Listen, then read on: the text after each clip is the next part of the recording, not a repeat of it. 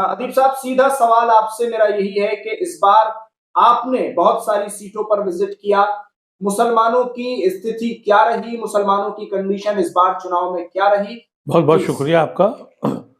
जहाँ तक इस बार की पोलिंग है जी, मैंने पहली बार मुसलमानों को बहुत समझदारी के साथ उन्होंने वोटिंग करी है और ये पहली बार है कि मुसलमान पॉजिटिव वोटिंग कर रहा है। अब तक मुसलमानों का जो रवैया था, जिस तरीके से उनको परेशान किया गया था, खासतौर से बाबरी मस्जिद के गिरने के बाद, मुसलमानों का एक एक एटीट्यूड ये था कि जो बीजेपी को हरा ले उसके साथ चले जाओ। तो कभी वो कहता था मायावती के साथ गठबंधन हो जाएगा तो मायावती के इतने वोट हैं, हमारे इतने हैं, तो मुलायम सिंह के इतने हैं, हमारे इतने हैं, फलाने इतनी बरादरी है, जोड़ लेंगे। इसमें वो हाशिए पे आता चला गया। लेकिन इस बार मुसलमान ने फैसला किया कि हम पॉजिटिव वोटिंग करेंगे, उन लोगों के साथ जाएंगे जो संविधान को बचाने के लिए खड़े हैं। ये इलेक्शन हम कई बार कह चुके हैं और हकीकत पे मबनी है कि ये इलेक्शन नहीं है, ये इलेक्शन रेफरेंडम है कि आगे का हिंदुस्तान कैसा होगा, डिक्टेटरशिप होगी या वो संविधान होगा जिसको अम्बेडकर ने बनाया है। तो हम मुबारकबाद अब तक के इलेक्शन के बारे में पूरे हिंदुस्तान में जहाँ वोटिंग हुई है, मुसलमान मुस्तहक है मुबारकबाद का। उसने पॉजिटिव वोटिंग करी है। उसने कहा जीतो या हारो, हम तो उनके साथ जाएंगे जो संविधान को बचाना चाहते हैं। ये इतना बड़ा फर्क है और इसमें क्रेडिट जो है वो मोदी साहब का है। कोई मौलवी, कोई लीडर ओवैसी से लेके कोई मुसलमानों को मुत्तहिद नहीं कर पाया, लेकिन मोदी और अमित शाह के मजालिम ने मुसलमानों को सोच दे दी। इसके लिए हम उनको मुबारकबाद देते हैं और मोदी साहब को शुक्रिया भी करते हैं। और यही नतीजा है कि मोदी साहब इस वक्त बौलाए हुए हैं और अजीब अजीब हरकतें कर रहे हैं, उनकी औकात सामने आ गई है। इन सब के बावजूद मैं ये समझता हूँ कि ये जो तीसरा और चौथा चरण है, इसमें फैसला हो जाएगा और इसमें हिंदुस्तान की किस्मत का फैसला होगा। आने वाले थर्ड और फोर्थ चरण में मैं समझता हूँ कि बीजेपी बहुत पीछे रह जाएगी और ये पहली बार मैं देख रहा हूँ कि किसी जगह भी मैं गया तो वो जुनून जो पागलों वाला था, मोदी मोदी वाला, ये सब नहीं है। लोग परेशान हैं, लोकल मुद्दों पे बात हो रही है। ये परेशानी की बात है बीजेपी की सरकार को। इस बार कहीं आपको मोदी लहर नजर नहीं आई है? लहर तो कहीं मैंने नहीं देखी। मैंने जहाँ गुफ्तगू देखी, मोदी को गाली सुनते ही थोड़ा मेजॉरिटी कम्युनिटी जो है वो गरिया रही है, यानी हिंदू। हाँ बिल्कुल। और ऐसा कैसे हो सकता है? नहीं तो मोदी जी को नहीं, वो तो देखिए ऐसा है कि जो हिंदू सनातन धर्म है जी, उसकी बुनियाद रखने वाले तो वो शंकराचार्य है। जब इसने शंकराचार्य को नहीं छोड़ा तो हिंदू जो सच्चा हिंदू है वो तो जानता है कि भाई मजहब कौन है, असली मजहब कौन है। तो ये हिंदू मजहब का प्रचार नहीं करते हैं मोदी। उन्होंने एक नया कॉन्सेप्ट क्रिएट किया नफरत का। अदरवाइज कोई मजहब किसी के से नफरत नहीं करता है, लेकिन मोदी साहब का जो प्रचार है वो आप शुरू से देख लीजिए, वो सिर्फ एक मकसद, एक खास तबके को बुरा भला कहना। अब तो पाकिस्तान तक भी आ गए कल ये परसों। तो अब लोग आजिज आ चुके हैं। मैं कई ऐसे लोगों से मिला हूँ जो बड़े जबरदस्त भक्त थे। अच्छा। मैंने उनसे कहा और उनसे बहस होती थी, मैंने कहा कि भाई पिछली बीजेपी, इसमें फर्क है। अटल बिहारी वाजपेयी बीजेपी के लीडर थे और आरएसएस के संचालक भी थे, सभी थे, लेकिन मुहज्जब आदमी थे, पढ़े लिखे थे। मौजूदा हाकिम जो है न मुहज्जब है न पढ़ा लिखा है, तो वो जो लैंग्वेज बोलता है, तो जो लोग इसके धोखे में आ गए थे। और जो सबसे बड़ा मैंने डिफरेंस देखा 14 और 19 के इलेक्शन का, नौजवान तबका मोदी का बड़ा दीवाना था। आज आप नौजवान से बात करके देखिए तो उसे नौकरी याद आ रही है, उसे बेरोजगारी याद आ रही है, उसे वो सारे झूठे वादे याद आ रहे हैं। तो इस वक्त जो वोटिंग परसेंटेज गिर रहा है बस मैं मशकूक और डर इस वजह से है कि इलेक्शन कमीशन 11 दिन के बाद 6% वोट बढ़ा देता है। ये कौन सी लॉजिक है? क्योंकि जब तक पहला दूसरा चरण हुआ 400 का डंका बंदा बंद हो गया था। शाम को इलेक्शन कमीशन ने कहा कि साहब 8% बॉम्बे में महाराष्ट्र में बढ़ गया, 6% वहां बढ़ गया, यह बताया। उसके फौरन बाद अमित शाह कहते हैं 400 का टारगेट हमारा पूरा हो रहा है और हम सैकड़ा मार चुके पहले राउंड में, पहले दूसरे राउंड में। हकीकत यह है कि पहले दूसरे राउंड में ऑन जमीन पर ये कहीं है ही नहीं, सफाया है इनका। आप सोचिए कि पहला राउंड जो यूपी में हुआ, जहां हम गए, वहां 8 सीटें थी, 6 में यकीनी ये हार रहे हैं, 2 में लड़ाई है। दूसरे राउंड में 8 में हम अंदाजा कर रहे हैं कि 16 में से 10 से 11 सीटें ये हार चुके हैं। तो आप अंदाजा कीजिए, जो आदमी 80 की 80 मांग रहा हो, आज यूपी में पोजीशन ये है कि मैं समझता हूँ अगर इन्होंने बहुत तरक्की की तो 40-45 सीटें इनकी आएंगी और 40-45 गठबंधन की आएंगी। आज ये पोजीशन है।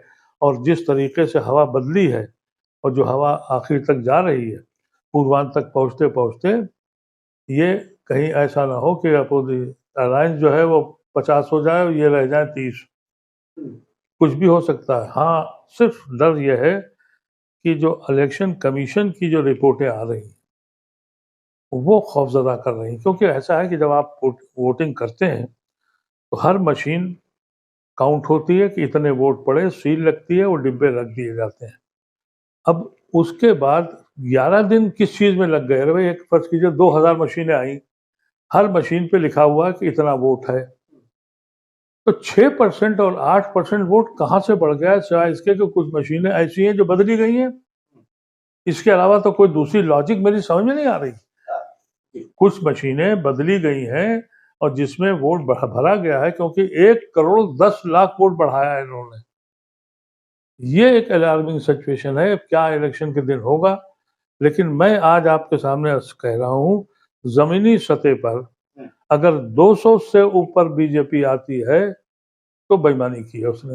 ये 200 आना इनका मुहाल है, ये मैं आपसे वाजे कर देता हूँ। अदीब साहब, बयानबाजी की तरफ आते हैं। इस वक्त अगर देश के प्रधानमंत्री नरेंद्र मोदी जी के बयानों की बात की जाए तो पहले उन्होंने कांग्रेस की तरफ इशारा करते हुए उनके मैनिफेस्टो का जिक्र करते हुए लफ्ज मुसलमान का इस्तेमाल किया अपनी चुनावी रैली में, भरी सभा के बीच, और कहा कि सब कुछ छीन के उनको दे देंगे जो ज्यादा बच्चे पैदा करते हैं, आपका मंगलसूत्र तक ये छीन लेंगे। और अभी ताजा बिल्कुल लेटेस्ट स्टेटमेंट उनका वोट जिहाद को लेकर आया है। कहते हैं पहले हमने लैंड जिहाद सुना था, लव जिहाद सुना था, लेकिन अब वोट जिहाद भी हो रहा है। और जिहाद का मतलब आप लोग समझते हैं। ये इस तरह की जो बयानबाजी सामने आ रही है, ये क्या दर्शाती है? इस पर बहुत सारे लोग ये भी कहते हैं अदीब भाई कि ये हार का डर है जो इस तरह की बयानबाजी करा रहा है। आप क्या कहना चाहते हैं? नहीं, हार तो वो चुका है, हार तो मोदी चुके हैं, लेकिन ये बताता है कि वो किस लेवल के, किस हद तक जा सकते हैं। ऐसा आदमी इतने बड़े मुल्क का प्राइम मिनिस्टर बन गया, इससे बड़ी अफसोसनाक क्या बात होगी? और वो खुल के सामने आ गया। भाई, ये आदमी कोई महज़ब ज़बान बोलता है? आप सोचिए कि वो राहुल गांधी को शहजादा और किसको क्या, किसी को छोड़ता नहीं। इस आदमी ने तो मनमोहन सिंह को नहीं छोड़ा था। इसने तो यानी हमारे शशि थरूर की बीवी तक के ऊपर क्या क्या इल्जाम लगाए थे। कोई महज़ब आदमी, कोई पढ़ा लिखा आदमी, और वो भी हिंदुस्तान का प्राइम मिनिस्टर, पूरी दुनिया में मजाक उड़ गया है। और मैं तो इससे पहले भी एक बयान में कह चुका हूं कि ये बीजेपी वाले क्यों चुप हैं? बीजेपी वालों में, बीजेपी में तो पढ़े लिखे लोग हैं, उनको शर्म नहीं आ रही है? उनको एहसास होना चाहिए कि किस सतह पे, किस लेवल पे तुम्हारा प्राइम मिनिस्टर चला गया है। अरे, तुम्हें सोचना चाहिए, इलेक्शन लड़ना, हारना, जीतना ये सियासत का एक काम है। लेकिन ऐसा तो नहीं है कि बीजेपी में सब खराब लोग हैं। जो अच्छे लोग हैं, मैं समझता हूँ बड़े शर्मिंदा होंगे, लेकिन शर्मिंदगी से काम नहीं चलेगा। उनको सामने आके कहना चाहिए कि प्राइम मिनिस्टर, तुम इस मुल्क के प्राइम मिनिस्टर हो, तुम इस पार्टी को लीड करते हो, ये लैंग्वेज बोल रहे हो इस तरह से घबरा के। तो मैं समझता हूँ कि ये तो, मैं तो एक प्रोग्राम में मैंने कहा भी था कि 5वें 6ठे चरण के बाद प्रेसिडेंट ऑफ इंडिया को इनका पासपोर्ट रख लेना चाहिए। ये आदी हैं, सबको छोड़ के भाग जाते हैं। घर वालों को भी छोड़ दिया था, पगोड़िया को भी छोड़ दिया, आडवाणी को भी छोड़ दिया, जब मौका मिला अब कहाँ जाएंगे? तो ये भाग भी सकते हैं। आप समझ लीजिए, आसानी से नहीं मानेंगे, क्योंकि ये डेमोक्रेसी पे बिलीव नहीं करते हैं। अदीब साहब, जिस तरह की कंडीशन मुसलमानों की आज तक हुई है, यानी जिस वक्त हम बात कर रहे हैं उस वक्त, क्या इसमें पूरी तरह से सिर्फ और सिर्फ बीजेपी सरकार जिम्मेदार है? इससे पहले जो सरकार रही उसकी भी कुछ जिम्मेदारी है या नहीं है? यकीनी तौर पर है, लेकिन हमसे किसी ने ये नहीं कहा कि हम तुम्हारी मस्जिदों पर बुलडोजर चलाएंगे। हमसे किसी ने ये नहीं कहा कि अगर हम नमाज पढ़ रहे हैं तो हमें जूतों से मारोगे और पुलिस ठोकरें मार मार के हमें उठाएगी। हमसे कभी ये नहीं कहा गया कि हमारे घरों को बुलडोज कर दिया जाएगा बगैर किसी ऑर्डर के। ये मंजर कभी हिंदुस्तान के लोगों ने नहीं देखा था। तो ये इससे तज्जिया करने का मसला इस वक्त नहीं है। इस वक्त मसला ये है कि एक तबका खड़ा है जो ये कह रहा है कि हम संविधान को बचाएंगे। वो समझ गया है कि ये संविधान को मिटाने के लिए आए हैं। एक नई हुकूमत बनाने जा रहे हैं जहां डिक्टेटरशिप होगी और जहां सिर्फ मोदी और मोदी होंगे। तो वो लोग जब खड़े हुए तो मुसलमानों ने अपनी जिम्मेदारी निभाई। और मैं आपसे बता दूं कि मैंने अपने पॉलिटिकल कैरियर में सबसे पहले जेपी के मूवमेंट में मुसलमानों को इकट्ठे होते देखा था। मैं खुद उसका एक हिस्सा था, अनफॉर्चुनेटली। लेकिन जेपी मूवमेंट में मुसलमान इकट्ठा हुआ, सरकार बदल गई। वीपी सिंह के मूवमेंट में मुसलमान इकट्ठा हुआ, सरकार बदल गई। और आज हिंदुस्तान का मुसलमान इकट्ठा हो गया है, सरकार बदलेगी। सिर्फ ये गुजारिश है आपके चैनल के जरिए कि जब आप हाकिम वक्त बन जाएं तो हमें कुछ न दें, हमारी इज्जत जरूर करें, हमें हाशिए पे न बिठा लें, जो आज तक आप कर रहे हैं। और IMCR जिसको जो ऑर्गेनाइजेशन हम लोगों की है, हमारे सिर्फ 2 मकासद। एक मकासद ये कि ये जालिम यहाँ से हटें और एक कोई ऐसा डेमोक्रेटिक कंट्री बने जिसमें डेमोक्रेसी कायम हो। वो हम ऑलमोस्ट जीत चुके हैं। और दूसरी हमारी जो डिमांड है या आरजू है, जिसकी वजह से ये IMCR बना है, कि हमारे वजूद को पहचानो। हमें इस तरह से निगलेक्ट मत करो जिस तरह से कर रहे हो, क्योंकि अब हो तो हुआ ये है, पिछले 10 सालों में मोदी साहब के आने के बाद पार्टियों ने मुसलमान का नाम लेना बंद कर दिया। पार्टियां स्टेज पे मुसलमान को बिठाने को तैयार नहीं। अगर हम लिंच हो जाएं तो कोई पूछने को तैयार नहीं। और जब बहुत मोहब्बत दिखाते हैं तो कहते हैं कि साहब माइनॉरिटीज, दलित, बैकवर्ड के साथ नाइंसाफी हो रही है। हकीकत यह है कि हमारे गर्दनें कट रही हैं, ये बोल नहीं रहे। इस इलेक्शन के बाद मुस्लिम क़यादत की जिम्मेदारी बनती है कि वो इनसे कहे कि हम हुकूमत बदल सकते हैं, हुकूमत बना भी सकते हैं। हमने कुछ आपसे फाजिल नहीं मांगा। हम सिर्फ ये चाहते हैं कि ये मुल्क में हमारी बेइज्जती ना हो, इज्जत के साथ हम छोटे भाई की हैसियत से आपके साथ रहें। लेकिन अगर आप कह रहे हैं और जालिम का लफ्ज आप इस्तेमाल कर रहे हैं, वहीं दूसरी तरफ हम ये भी देखते हैं कि बहुत सारे मुसलमान ऐसे भी हैं जो बीजेपी से जुड़े हुए हैं। बीजेपी के माइनॉरिटी मोर्चा बना हुआ है, उसमें बड़ी संख्या में मुसलमान जुड़ते हैं और वहां जाकर बैठते हैं। वहां से लोगों को लाया भी जाता है और चुनाव में सपोर्ट कराने के लिए मीटिंगें भी होती हैं। बड़ी बड़ी मुस्लिम तंजीमों में भी जाते हैं लोग, वहां जाकर भी वोट मांगते हैं, मिलते जुलते सारी चीजें होती हैं। ये तो तो देखिए, अगर जालिम है तो फिर सबके लिए क्यों नहीं है? ऐसा है कि एक बहुत छोटा सा तबका है हम्म। जो मैं समझता हूँ जो बीजेपी के कार्यकर्ता, ऑफिस, जो जिम्मेदारान हैं, उनकी उनकी फैमिली भी उनको वोट नहीं दे रही है। अब वो कमाने खाने के लिए गए हुए हैं, तो ऐसा तो होता है। लेकिन ऐसा है कि बाई एंड लार्ज कहीं भी कोई संजीदा मुसलमान उनके साथ नहीं है और ना होगा, ना होना चाहिए। कुछ लोगों के अपने माशी मामलात हैं, कुछ के मैं देखता हूँ कि जिस तरह से वो काम कर रहे हैं, लेकिन आप यकीन कीजिए कि उनका मोहल्ला, उनके घर वाले भी उनको वोट नहीं दे रहे हैं।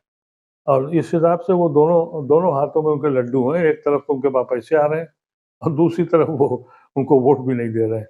लेकिन ये ज़रूर है कि इस इलेक्शन में जब तक कि रिजल्ट ना आ जाए, जी। खौफ तो है, जनता से नहीं। जनता तो बिल्कुल साफ खड़ी हो चुकी है। इलेक्शन कमीशन और मोदी साहब के पास जो इस वक्त पावर है, उसके एतबार से ये क्या करेंगे, क्या ऐसा तो नहीं होगा जैसे पाकिस्तान में हुआ। ये वहाँ भी कर सकते हैं, क्योंकि वहाँ सबको मालूम है कि इमरान खान जीत गए, सरकार किसी और की बन गई। ये इस लेवल पे भी जाएंगे, ये खौफ है। इसलिए 4 जून का इंतजार है। तो आपको ईवीएम से है खौफ? ईवीएम से खौफ तो हम लड़ रहे हैं, ईवीएम छोड़ दें।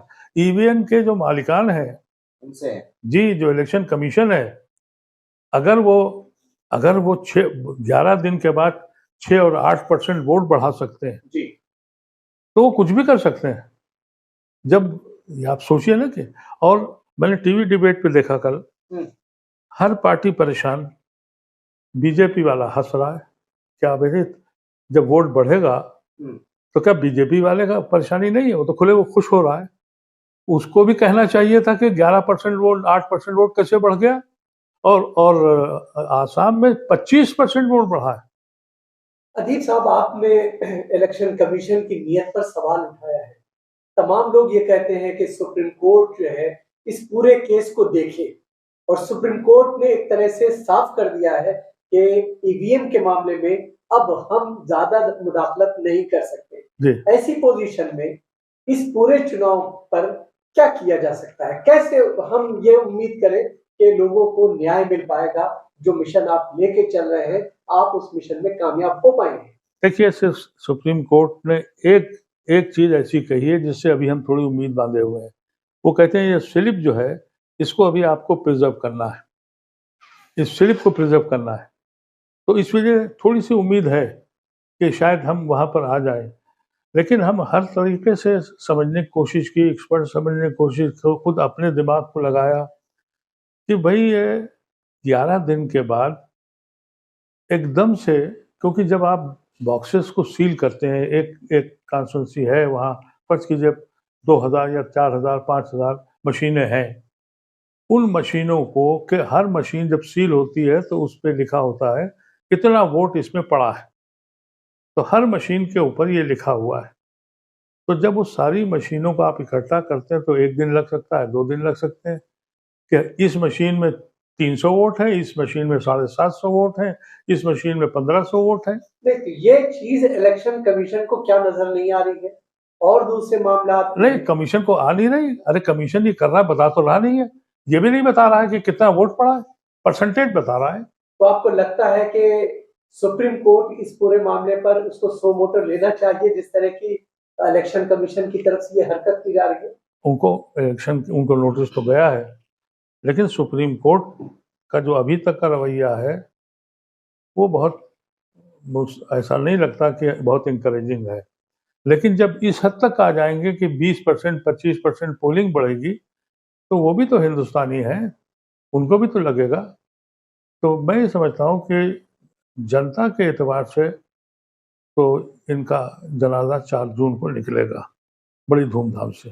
अच्छा, एक चीज और आपसे समझना चाहेंगे। प्रधानमंत्री महिला उत्थान की बात करते हैं, महिलाओं को न्याय देने की बात करते हैं, लेकिन जिस तरीके से कर्नाटक के एक वरिष्ठ नेता, और ये कहा जाए कि देश के प्रधानमंत्री के पोते, वो जिस तरह से महिलाओं के उत्पीड़न को लेकर के जो घटनाएं सामने आई हैं, जिस तरह के वीडियोस सामने आए, जाहिर है कि शर्मिंदगी वाला ये पूरा मामला है।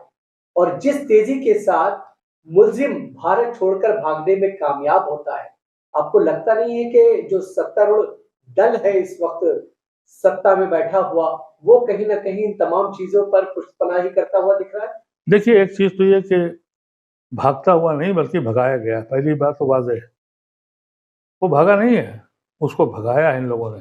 दूसरी बात, जो प्राइम मिनिस्टर ने जो नेक्स्ट डे तकरीर करी है, एक लफ्ज उस इंसिडेंट को नहीं बताया, बरखिलाफ इससे कि एक इंसिडेंट हुआ था जहां किसी मुसलमान लड़के ने गैर मुस्लिम लड़की के साथ बलात्कार किया था, उसको उसने कोट किया और ये कह के कहा कि हमारी औरतों के साथ बलात्कार होगा, तुम बर्दाश्त करोगे? यानी इतना नीचा आदमी है। मणिशंकर ने एक जुमला इस्तेमाल किया था जिसकी वजह से ये इलेक्शन में उन्होंने फायदा भी उठाया, लेकिन मैं नहीं समझता कि इसके अलावा कोई दूसरा वर्ड है जो मणिशंकर ने कहा था। कोई दूसरा वर्ड है ही नहीं इस आदमी के लिए कि जी। हाँ, एक सेकंड ये बताइए सर कि जब इस तरह के बयान सामने आते हैं तो उसके बाद इलेक्शन कमीशन की कुछ तो जिम्मेदारी ये बनती है कि रोक लगाई जाए, कुछ घंटे के लिए ही रोक लगाई जाती है, लेकिन कोई ना कोई एक्शन जरूर लिया जाता है, मगर इस तरह के सारे बयानों के बाद भी कोई एक्शन नहीं लिया गया। अब हम क्या कहें, हम तो समझते हैं रिक्शे वाले से लेके और आम गरीब आदमी तक उसके दिमाग में ये बात बैठ गई है कि इलेक्शन कमीशन जो है वो ईमानदार नहीं है। इससे ज़्यादा अफसोसनाक क्या होगा किसी भी डेमोक्रेटिक कंट्री में जहां इलेक्शन कमीशन के ऊपर जनता का एतबार उठ जाए। शर्म खानी चाहिए इन लोगों को, इलेक्शन कमीशन के जिम्मेदारों को, कि तुम इसी जगह बैठे हो जिसके ऊपर पूरे दुनिया में हमें नाज था कि हम ऐसा इलेक्शन कराते हैं, दुनिया का सबसे बड़ा इलेक्शन कराते हैं। उसको एक आम इंसान ये कह रहा है कि हमें इन पे एतबार नहीं है। अगर वाकई इनकी एहसास होता तो ये शर्म से डूब मरते। वो नोटिस दे रहे हैं ऐसे ऐसे है कि किसी ने बयान दे दिया उसको सजा दी जाएगी, और प्राइम मिनिस्टर खुलेआम बोल रहा है।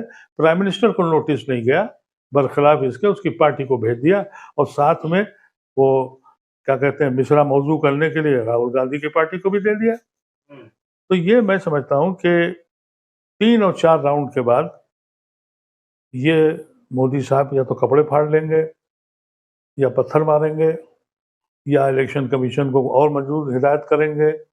आसानी से वो इस छोड़ेंगे नहीं। अच्छा, इसलिए एक आखिरी सवाल आपसे समझना चाहेंगे कि जिस तरह से आपने बार बार इस बात का इरादा किया है कि इलेक्शन कमीशन की नीयत साफ नहीं है और ये सोच जो है एक आम शहरी के मन में घर कर गई है, अगर ये तमाम चीजें हैं तो जो विपक्ष इस वक्त बीजेपी के खिलाफ, एनडीए के खिलाफ चुनावी मैदान में आप इससे पहले बाइकॉट की बात करते रहे हैं, आपको लगता नहीं है कि अपोजिशन को इस चुनाव से हट जाना चाहिए जिस तरह से खुलेआम ये तमाम चीजें हो रही हैं?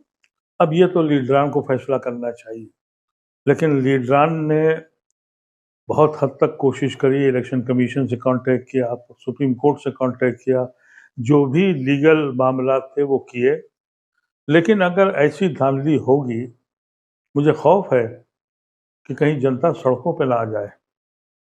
ये खौफ है मुझे कि जब आप इतनी धांधली करेंगे और इस मुल्क को कितना नुकसान होगा। वैसे भी ये बात वाज़ेह हो गई है कि आज की भी मैंने पढ़ा कि अमेरिका रोज़ इनकी फॉरेन मिनिस्ट्री कह रही है हम इसको नहीं मानते। अमेरिका में भी कहा जा रहा है कि वहाँ ये सब कुछ हो रहा है, वेस्टर्न वर्ल्ड में कहा जा रहा है।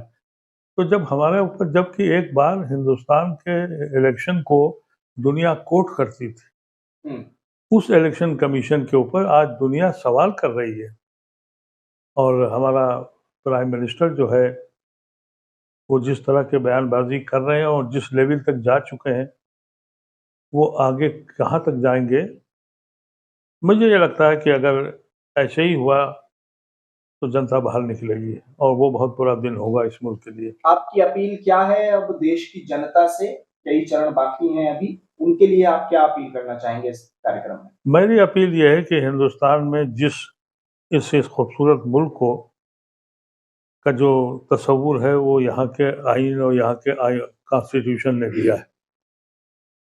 हिंदुस्तान की आइडिया ऑफ इंडिया पे जो भी बिलीव करता है उसे रिश्तेदारी, नातेदारी और क्या कहते हैं बिरादरीवाद और मजहब छोड़कर एकजुट होकर एक बार फिर इस मुल्क को आज़ाद कराना है, जैसे हमने सन 47 में आज़ाद कराया था। ये आज़ाद कराने का काम है। इस पर मुल्क कब्जे में आ गया है उन लोगों के जो इस आइन को नहीं मानते हैं, वो इर्रेस्पेक्टिव ऑफ एनी रिलीजन, चाहे मुसलमान हो चाहे दूसरे हो। मुझे खुशी है कि मेरी कौम ने तो ये फैसला कर लिया है, और अब दूसरे लोगों को, दूसरी बिरादरियों को भी ये फैसला करना चाहिए। ये हमारा ये जो आप कहते हैं कि बहुत कहते हैं कि हिंदी में क्या लफ्ज़ है कि ये बहुत कंट्री तरक्की कर गया है, उसको हिंदी विकास, विकसित हुए। विकसित भारत। तो ये विकसित मुल्क जो है ये उनकी नज़रों में होगा, मेरी नज़रों में नहीं है। इसलिए कि आप किसी सड़क के चौराहे पे चले जाइए तो हाथ फैलाए गरीब आपसे पैसे मांग रहा है, और अगर गरीब को हम पैसे न दें, यहाँ की आवाम न दे, तो सैकड़ों लोग रोज भूख से मर जाएंगे। ये कहाँ का विकसित मुल्क है? लेकिन प्राइम मिनिस्टर 80 करोड़ लोगों को उनके बकौल खाना देता है। इसका मतलब ये कि 80 करोड़ लोगों को भिखारी बनाता है। शर्म आनी चाहिए उसको। काश उसने ये कहा होता कि मैंने 80 करोड़ लोगों को हाथ दिया है, काम दे दिया है, नौकरी दे दी है, इज्जत दे दी है। तुम किसी को अपने सामने हाथ फैलवा के कहते हो हम विकसित हो गए? ये शर्म की बात है।